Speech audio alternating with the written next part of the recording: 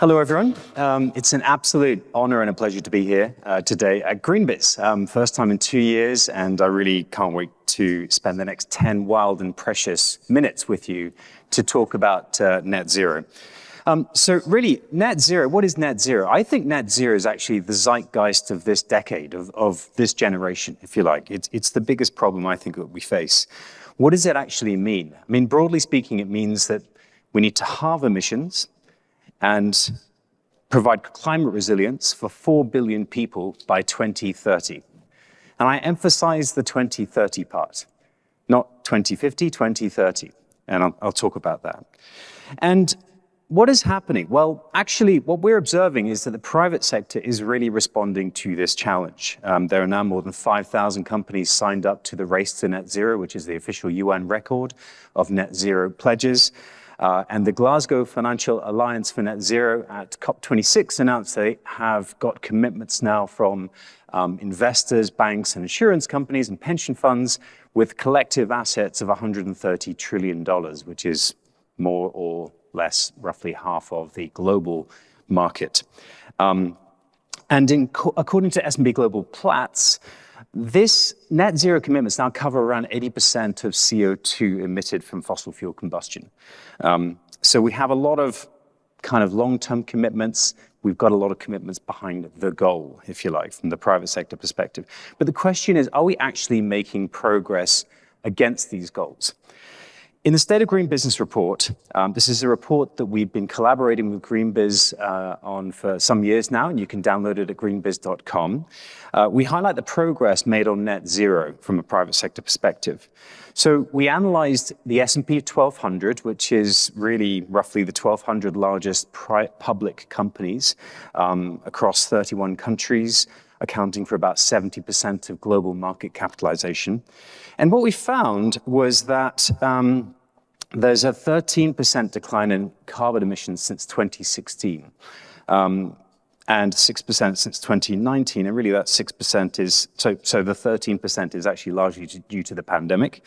Overall, half of that comes from pandemic-linked effects. We found that 38% of companies set or are committed to setting a science-based target by 2021.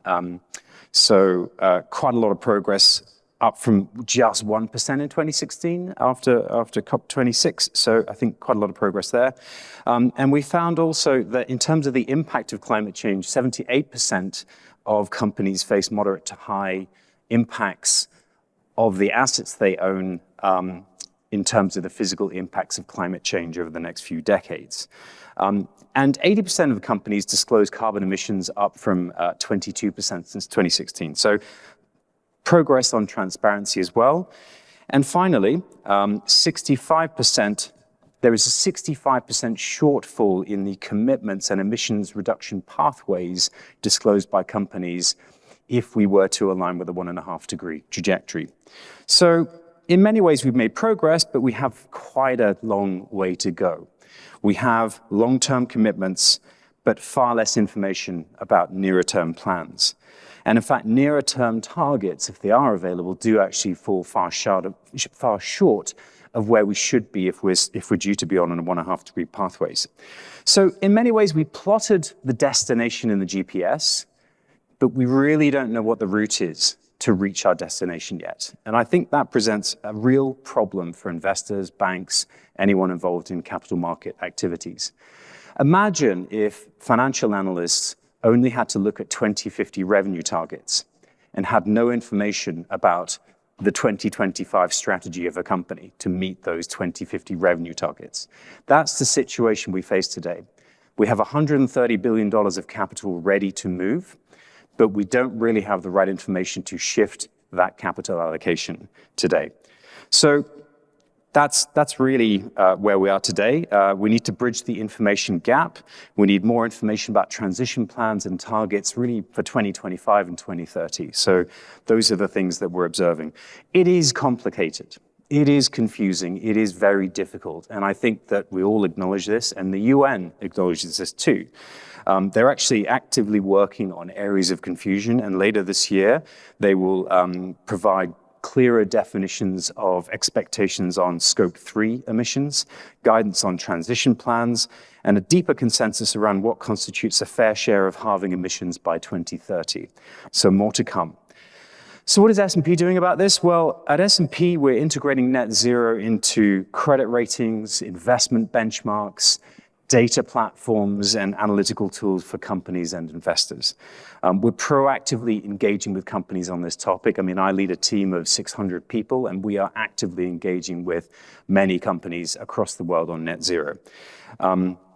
And we're building approaches that will offer more transparency and clarity to markets so that we can shift the 130 trillion towards net zero.